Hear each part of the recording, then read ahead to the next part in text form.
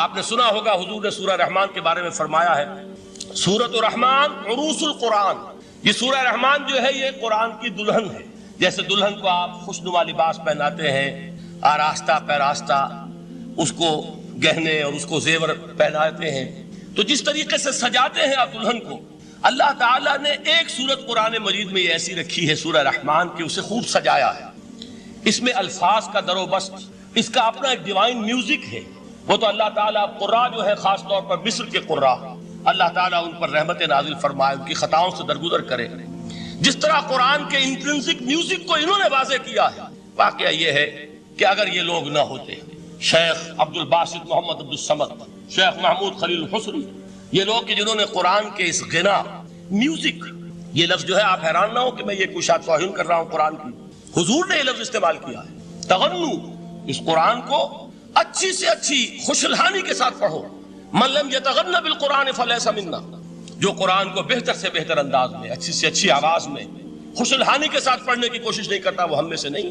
بلکہ ایک مرتبہ حضور رات کے وقت آپ گشت پر تھے اپنے ساتھیوں کے حالات معلوم کرنے کے لیے۔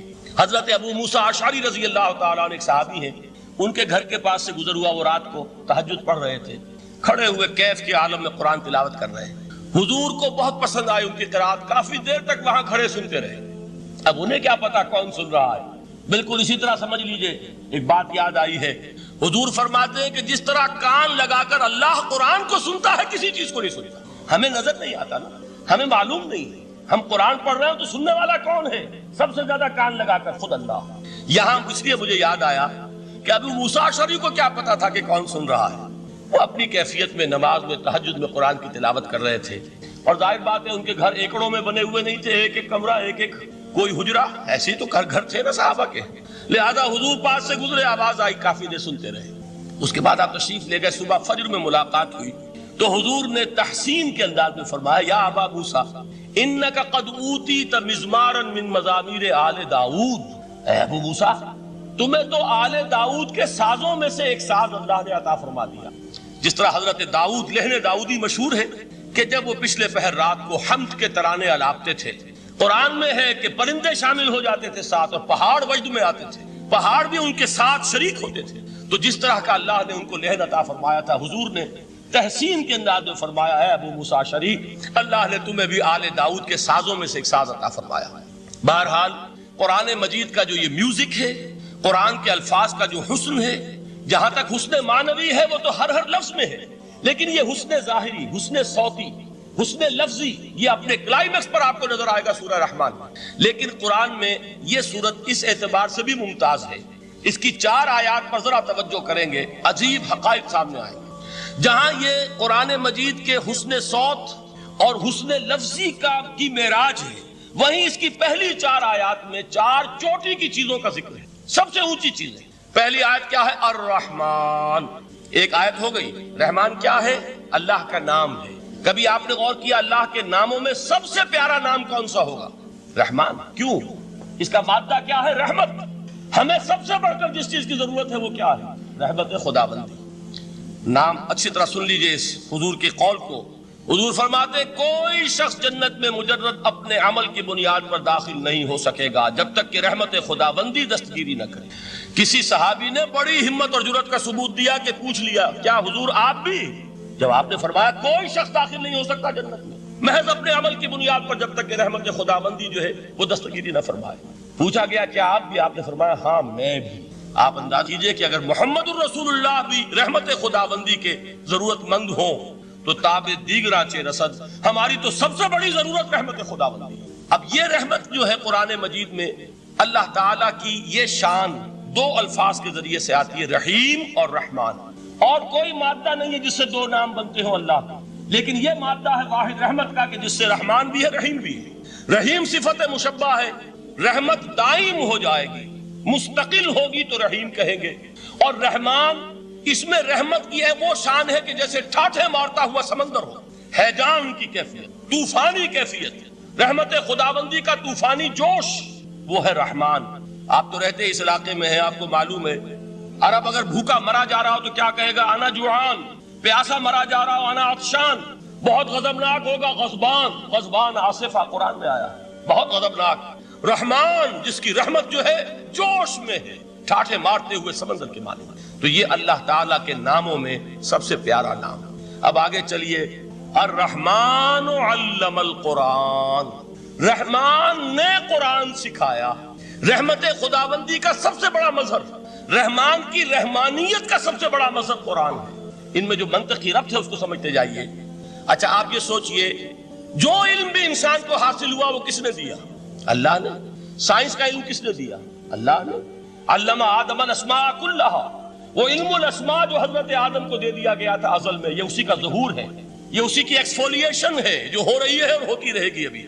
اور دوسرے علم ہے وہ کس نے دی؟ اللہ نے دی۔ لا یحیطون بشیء من علمہ الا بما شاء، مخلوق میں سے کوئی اللہ کے علم میں سے کسی شے کا احاطہ نہیں کر سکتا مگر وہ جتنا اللہ دینا چاہے۔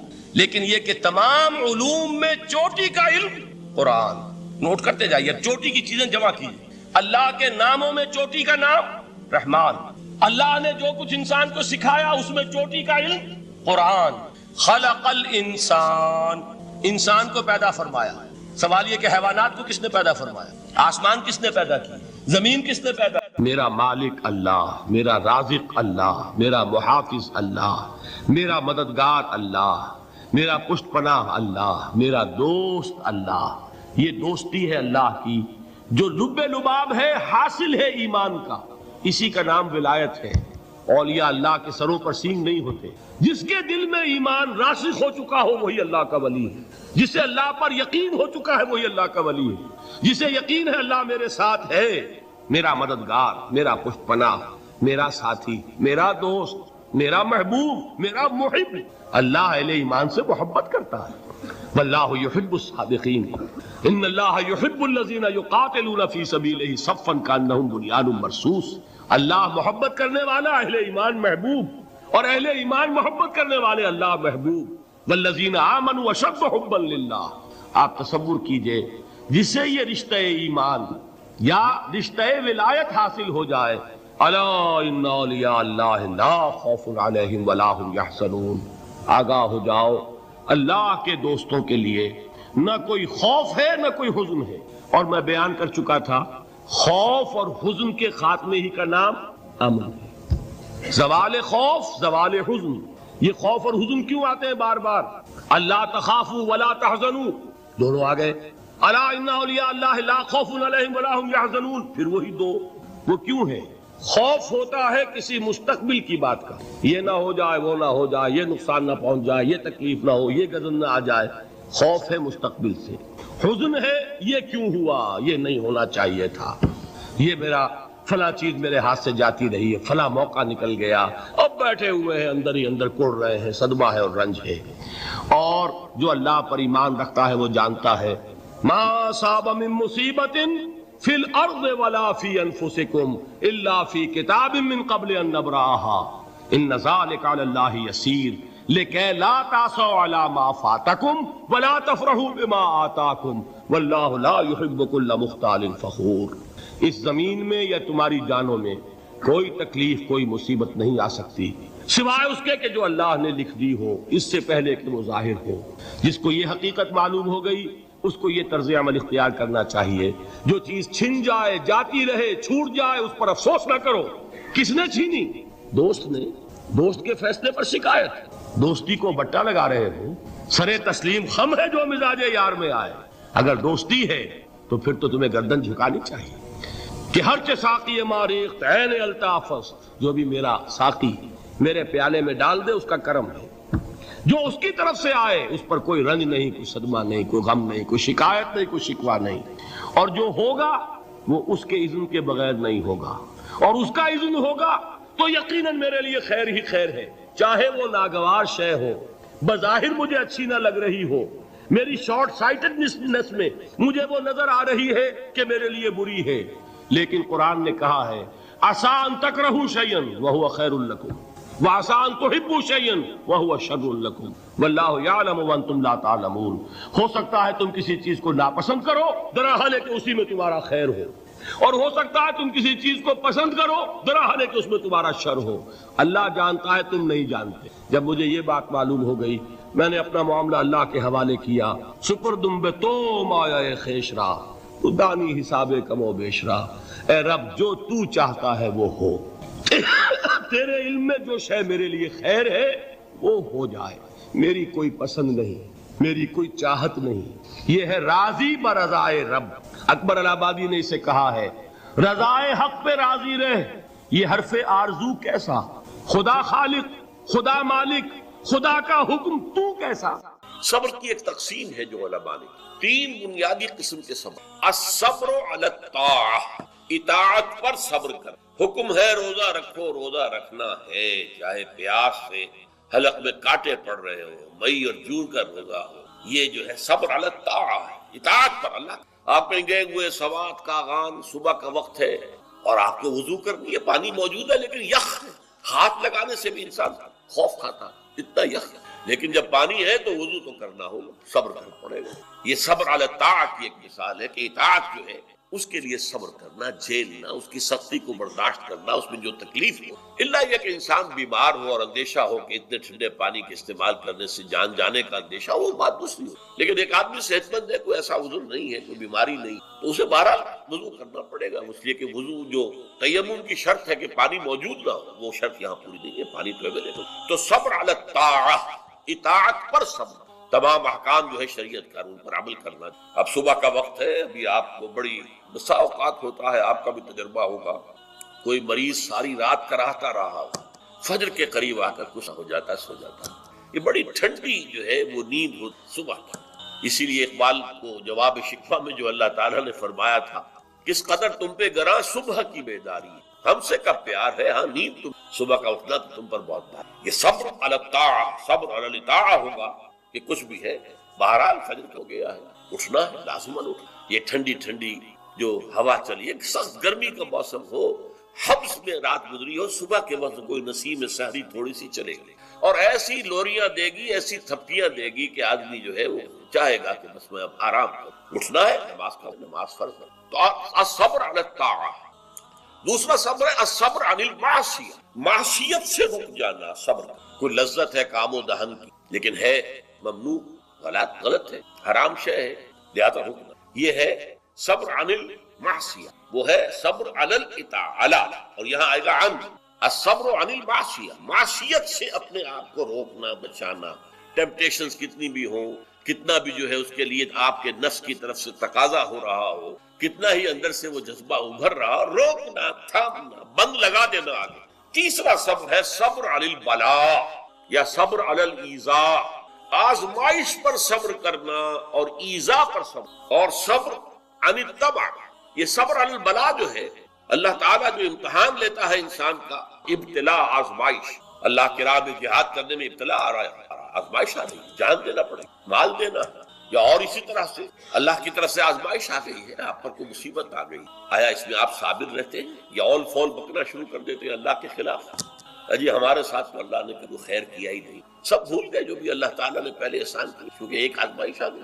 تو صبر علی البلاء، اب اس کے دو حصے ہیں جو میں نے بیان کیے، ایک ہے صبر علی الایذاء، آپ اسلام کی دعوت دے رہے ہیں، کوئی آپ کو ایذا پہنچاتا ہے، سخت ایذا، یہ ایذا وربل بھی ہو سکتی ہے، یہ ایذا فزیکل بھی ہو۔ وربل ایذا، پاگل ہو گئے، تمہارا دماغ خراب ہو گیا، تمہاری عقل الٹی ہو گئی، اوندھی ہو گئی، تم کسی برے، کوئی بری جو روح ہے اس کے زیر اثر آ گئے، کوئی جن تمہارے اوپر قابض آ گیا، شیطان۔ یہ کیا ہو رہا ہے؟ وربل ایذا، زبان سے، اور ایک یہ کہ مارا جائے، پیٹا جائے، جیل میں رکھ دیا جائے، بھوکا رکھا جائے، اور ایک اسی کا مرحلہ آتا ہے ذرا بعد میں، جب وہ غلط معاشرہ اچھی طرح ٹھوک بجا کر دیکھ لیتا ہے کہ یہ ایذا سے تو یہ باز نہیں آئے، اپنی جمے ہوئے ہیں، ٹکے ہوئے ہیں، ڈٹے ہوئے ہیں، تو پھر کوئی لالچ نہیں ہے، دیکھو ہم تمہیں اپنا بادشاہ بنا لیں گے، تم یہ بات چھوڑو، دیکھو ہم تمہیں قریش کی جس عورت کی طرف اشارہ کر دو جس کا حسن تمہیں اچھا لگے، ہم اس سے شادی کر دیں، تمہیں جتنا مال و دولت چاہیے تمہارے قدموں میں ڈال دیں گے، تمہارے بتوں کو برا لگے، یہ نہ کہو یہ بات۔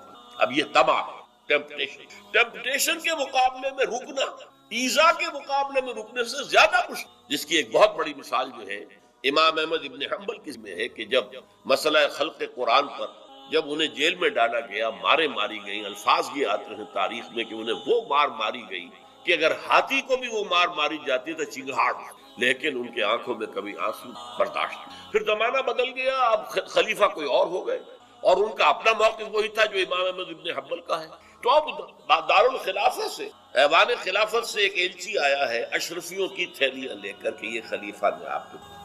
اس پر حضرت امام احمد بن حنبل رو پڑے، اے اللہ میں اس آزمائش کا اہل نہیں، یہ آزمائش سختر ہے اس مار سے. آیت الکرسی ایک لمبی آیت، جیسے آیت البر ایک لمبی آیت تھی، اور اس کو حضور نے فرمایا ہے سیدۃ آیات القرآن، پورے قرآن مجید کی آیات کی سردار ہے یہ آیت.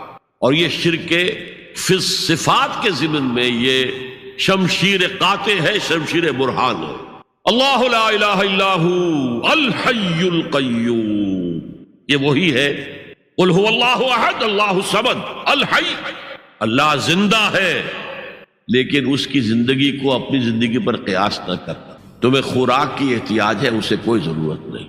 ما ارید منہم من رزق وما ارید ان یطعمون، مجھے کوئی احتیاج نہیں کہ مجھے کوئی رزق پہنچائیں، رزق دیں، مجھے کھلائیں، مجھے کوئی ضرورت نہیں. پھر تمہاری حیات نیند، اونگ، تھکان ان تمام کمزوریوں کے ساتھ ہے. وہ الحی ہے، اپنی ذات میں خود زندہ ہے، حیات اس کی ذاتی ہے، کسی اور نے عطا نہیں کی ہے.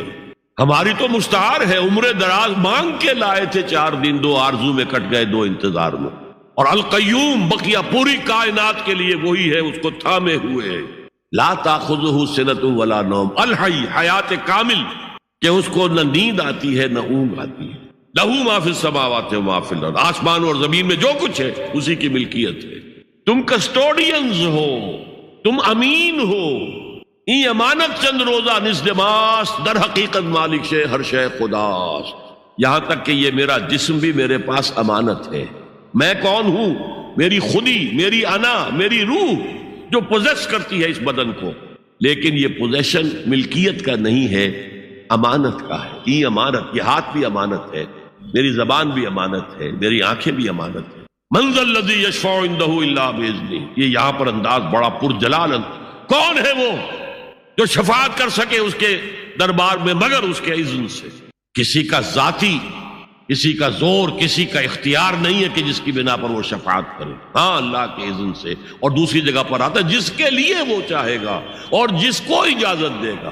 جیسے کہ آتا ہے اما یتساءلون میں، یوم یقوم الروح والملائکۃ صفا، اور ان میں سے کوئی بھی بات نہیں کر سکے گا، کلام نہیں کر سکے گا. لا یتکلمون الا من اذن له الرحمن، سوائے اس کے جسے رحمان اجازت دے. وقال صوابا، اور صحیح بات کرے گا، کوئی غلط بات نہیں کرے گا. یعلم ما بین ایدیہم وما خلفہم ولا یحیطون بشیء من علمہ الا بما شاء، وہ تو جانتا ہے جو کچھ بھی ان کے سامنے ہے اور ان کے پیچھے ہے، اور یہ کوئی احاطہ نہیں کر سکتا مخلوقات میں سے اس کے علم میں سے کسی کا بھی سوائے اس کے جو وہ خود چاہے.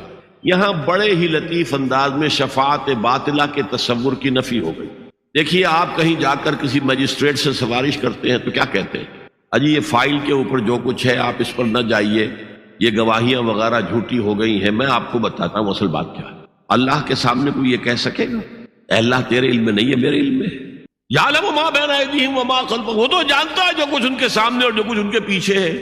ولا یحیطون بشیء من علمہ الا بما شاء، اور ان میں سے کوئی بھی، جیسے کہ میں ابھی بتا چکا ہوں، بریلوی مرکب فکر بھی کہہ رہا ہے کہ اللہ کا دیا ہوا علم ہے، محمد رسول اللہ کا جتنا ہے، لا محدود نہیں ہے، محدود ہے، قدیم نہیں ہے، حادث ہے. تو جتنا اللہ چاہتا ہے، جس کے لیے جتنا چاہتا ہے، لیکن اس کے علم میں سے احاطہ نہیں کر سکتا کوئی مگر جو وہ چاہے. وسع کرسیہ السماوات والارض، اس کا اقتدار چھایا ہوا ہے، مستولی ہے، آسمانوں پر بھی اور زمین پر بھی.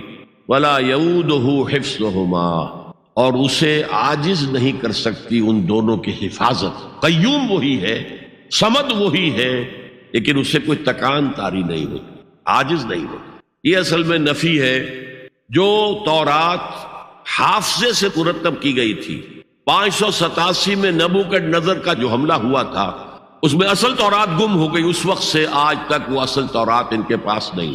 پیریڈ آف کیپٹیوٹی سے واپس آئے ہیں بیت المقدس میں، سائرس کے لطف و کرم کی وجہ سے، ذوالقرنین کے لطف و کرم کی وجہ سے، پھر یادداشتوں سے لوگوں نے وہ تورات مرتب کی ہے. تو اس میں انسانی فکر شامل ہو گیا، لہذا وہاں یہ لکھا ہے اللہ نے 6 دنوں میں آسمان اور زمین پیدا کیے اور 7ویں دن آرام کیا، یعنی کوئی تکان لائق ہو گئی. قرآن نے کہا، اللہ تعالیٰ نے فرمایا سورہ قاف میں، وَلَقَدْ خَلَقْنَا السَّمَاوَاتِ وَالْأَرْضَ وَمَا بَيْنَهُمَا فِي سِتَّةِ أَيَّامٍ وَمَا مَسَّنَا مِن لُغُوبٍ، یقیناً ہم نے آسمان اور زمین اور جو کچھ ان دونوں کے مابین ہے انہیں 6 ہی دنوں میں پیدا کیا۔ وہ بات ٹھیک ہے، لیکن ہمیں کچھ تکان لائق نہیں ہوئی کہ ہمیں کسی آرام کی ضرورت ہو۔ لا یعودہ حفظہما وہو العلی العظیم، العلی وہی ہے سب سے بلند و بالا، لتکون کلمۃ اللہ ہی العلیٰ، تاکہ اللہ کا کلمہ سب سے سربلند ہو جائے، اور وہی عظیم ہے، عظمت والا۔ اللہ تعالیٰ مجھے اور آپ کو اس سے بچائے، اپنے سابقہ زندگی کے گناہوں پر توبہ کرنے کی اور اللہ سے استغفار طلب کرنے کی توفیق عطا فرمائے، اور اپنے دینی فرائض کی انجام دہی کے لیے کمر بستہ ہو جانے کا عزم مصمم کر لینے کی توفیق عطا فرمائے۔ زندگی میں دکھ اور سکھ ان کا چولی دامن کا ساتھ ہے، دکھ بھی ہے، سکھ، سردی کے ساتھ گرمی بھی ہے، نرمی کے ساتھ سختی بھی ہے۔ ان مع العسر یسرا، ان مع العسر یسرا، یسر کے ساتھ عسر ہے، عسر کے ساتھ یسر۔ لیکن انسان نفسیاتی طور پر متاثر جو ہوتا ہے زیادہ، وہ تکلیف سے ہو، دکھ سے ہو۔ خوشی آتی ہے تو وہ ایسے گزر جاتی ہے، اس کا وقت کا بھی پتہ نہیں چلتا، گزر بڑی تیزی کے ساتھ وقت گزر جاتا ہے۔ لیکن غم کا معاملہ ہو جائے تو ایک ایک لہجہ جو ہے وہ بڑا کٹھن ہو جاتا ہے، بڑی مشکل سے گزر۔ تو انسان کے احساسات پر زیادہ جو اثر آتا ہے وہ دکھ کا آتا ہے۔ بعض فلسفے دنیا میں ایسے ہیں کہ جنہوں نے اس دکھ، خاص طور پر جو حساس انسان اس کو محسوس کرتا ہے، اس کے اعتبار سے یہ کہا ہے کہ دنیاوی زندگی نرا دکھ ہی دکھ ہے۔ آپ کو معلوم ہے کہ تعداد انسانوں کی بہت بڑی تعداد ہے جو بدھ مت کی پیروکار ہے، اور بدھ مت کا کلمہ طیبہ یہ ہے، یعنی یہ ان کا اصل الاصول ہے، جیسے ہمارے دین کا اصل الاصول ہے لا الہ الا اللہ محمد رسول اللہ، کلمہ طیبہ۔ ان کا جو کلمہ طیبہ ہے وہ یہ سروم دکھم، سب دکھ ہی دکھ ہے، سب مصیبت ہی مصیبت ہے۔ انسانی زندگی جو ہے وہ تو صرف دکھوں سے اور تکلیفوں سے عبارت ہے۔ اسی کو غالب نے بھی کہا ہے، آپ نے یہ شعر بھی غالب کا میں نے بہت سے دروس میں سنا ہوگا کہ قید حیات و بند غم اصل میں دونوں ایک ہے۔ یہ قید حیات ہے، ابھی آپ حدیث سن رہے تھے، الدنیا سجن المومن، مومن کے لیے یہ دنیا کی زندگی جو ہے جیل خانہ ہے، یہ قید ہے، قید حیات۔ جیسے جیل میں آدمی اپنی مرضی سے نہیں جاتا، بھیجا جاتا ہے، اپنی مرضی سے نہیں نکلتا بلکہ نکالا جاتا ہے، اسی طرح لائی حیات آئے قضا لے چلی چلے، اپنی خوشی سے آئے نہ اپنی خوشی چلے۔ تو دنیا کی زندگی جو ہے وہ واقعتاً ایک اعتبار سے قید خانہ ہے۔ قید حیات و بند غم اصل میں دونوں ایک ہیں۔ جب تک یہ زندگی رہے گی غم بھی لگا رہے گا، تکلیفیں لگی رہیں گی، مصائب آتے رہیں گے، انسان کو دکھوں کا سامنا رہے گا، واسطہ رہے گا۔ موت سے پہلے آدمی غم سے نجات پائے کیوں؟ ظاہر بات ہے جب تک زندگی ہے تو غم ہے، تو موت سے پہلے نجات نہیں مل سکتی۔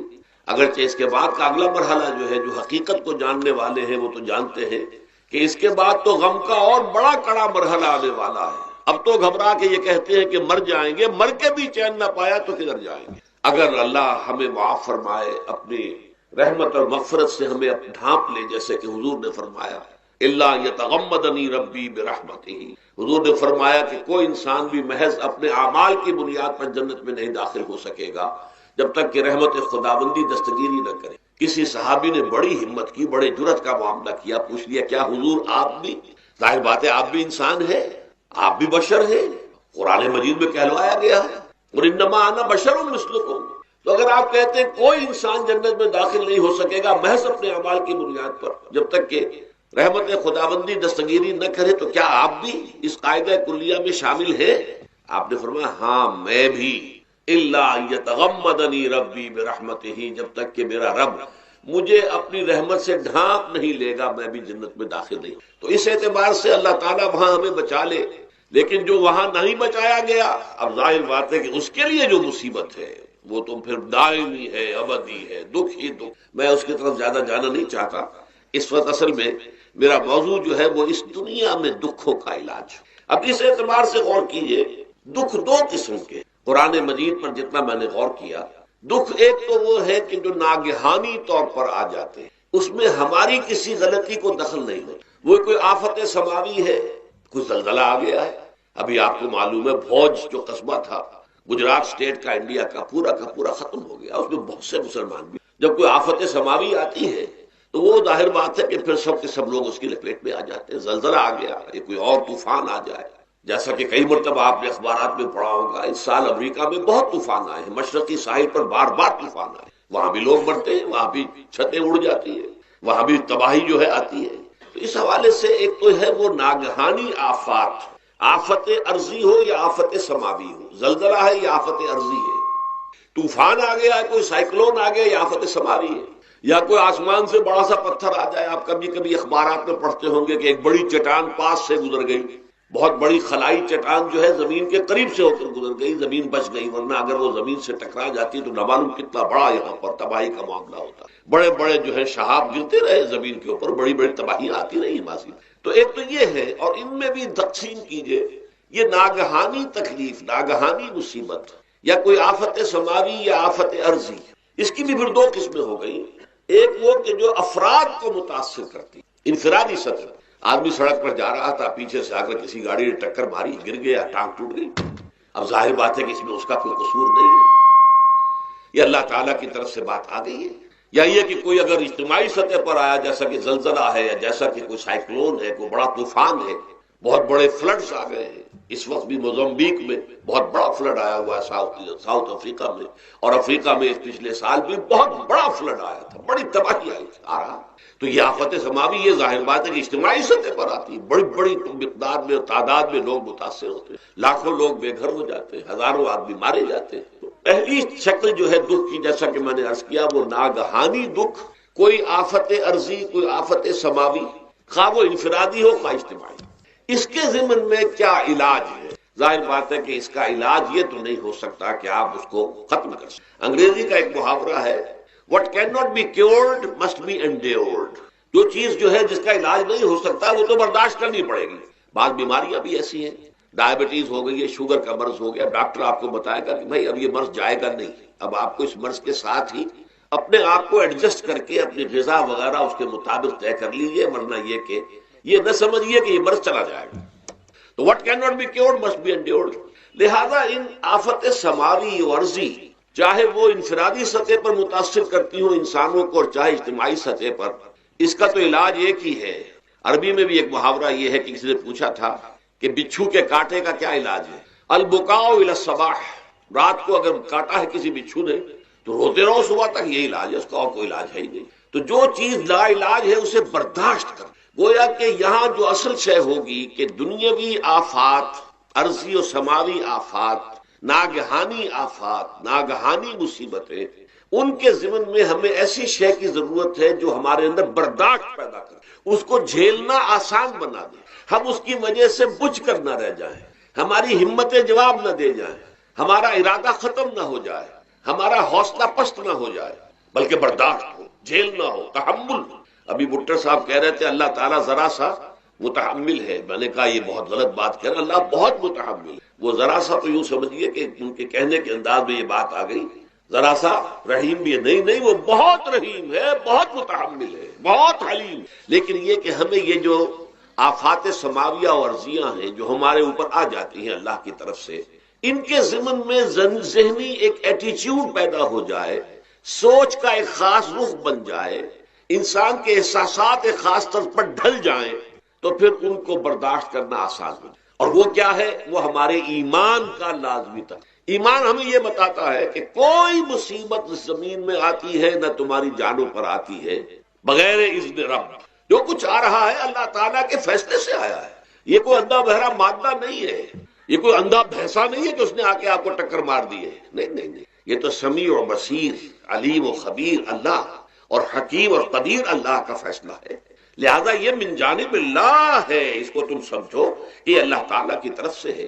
اور جب اللہ کی طرف سے ہے تو سورہ آل عمران میں فرمایا بیدہ الخیر، اس کے ہاتھ میں تو خیر ہی خیر ہے۔ یعنی بظاہر تمہیں محسوس ہوتا بھی ہو کہ یہ میرے لیے تکلیف دہ بات آ گئی ہے، تو اس کو یوں سمجھو کہ اس کا نتیجہ جو میرے حق میں نکلے گا وہ خیر ہوگا۔ فوری طور پر تو تکلیف ہے، مجھے اچھی نہیں لگ رہی، ناگوار ہے، لیکن نتیجہ اس کا خیر نکلے گا۔ جیسے بچہ بیمار ہے، ماں اسے دوا پینے پر مجبور کر رہی، کڑوی دوا ہے، وہ تو سمجھتا ہے مجھ پر بڑا ظلم ہو رہا ہے، یا آپ لے گئے اسے ڈاکٹر کے یہاں ٹیکا لگوایا ہے، وہ تو چیخ رہا ہے، رو رہا ہے، لیکن آپ کو معلوم ہے، کاش اسے بھی معلوم ہو جائے کہ یہ میرے خیر کے لیے، میرے بھلے کے لیے۔ اگر اسے یہ معلوم اور محسوس ہو جائے تو اس کی تکلیف اس کے اندر بہت کمی آ جائے گی، وہ سہار لے گا، اس کو وہ برداشت کرے گا۔ اس حوالے سے اس کا جو ہمارے دین میں اس کا نام ہے، اس ذہنی کیفیت کا، ان احساسات کا، اسے اب کہتے ہیں تسلیم و رضا۔ جو کچھ آ رہا ہے اللہ کی طرف سے آ رہا ہے، لہذا سر تسلیم خم ہے، اے اللہ ہم قبول کرتے ہیں، رضا، ہر حال میں تیری رضا پر راضی، جو تیرا فیصلہ ہے ہمیں بصر و چشم قبول ہے، تسلیم و رضا۔ ہم بھی تسلیم کی خو ڈالیں گے، بے نیازی تیری عادت ہی صحیح۔ اللہ تو بے نیاز ہے، لیکن اے اللہ تو ہمارے لیے جو بھی تکلیف کا تو نے فیصلہ کیا، ہم تسلیم کی خو ڈالیں گے، عادت پیدا کر لیں گے اپنے اندر کہ ہر ساقی ماریخ عین الطاف است، کہ میرا ساقی میرے پیالے میں جو کچھ ڈال دے یہ اس کا لطف و کرم ہے۔